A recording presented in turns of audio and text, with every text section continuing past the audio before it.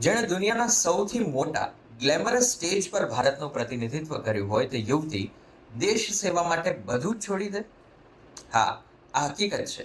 આજે વાત કરવી છે કશિશ મેથવાણીની, જેણે સાબિત કર્યું કે ભારતની નારી દેશના સન્માનથી મોટું બીજું કંઈ જ પસંદ કરતી નથી.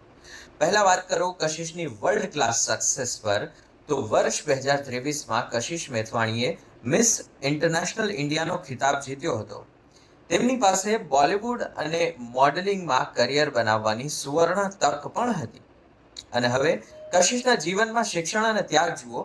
તેમણે હાર્વર્ડ યુનિવર્સિટી જેવી સંસ્થામાંથી પીએચડી કરવાની ઓફર પણ મેળવી, પરંતુ કશિશના મનમાં તો આર્મીનો યુનિફોર્મ પહેરવાનું એક બાળપણનું સ્વપ્ન હતું, એટલે તેણે આ ઓફરને પણ નકારી.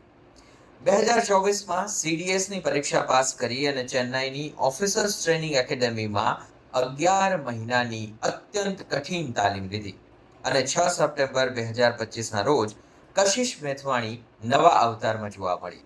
તેણે ભારતીય સેનામાં લેફ્ટનન્ટ તરીકે સોગંદ લીધા.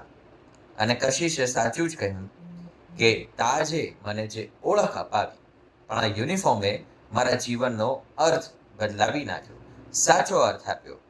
રેમ્પ વોકથી લઈ દેશની સુરક્ષા માટે પરેડ કરવા સુધીની કશિશની આ સફર આ દેશની દરેક બાળકી, યુવતી અને મહિલા માટે પ્રેરણારૂપ છે.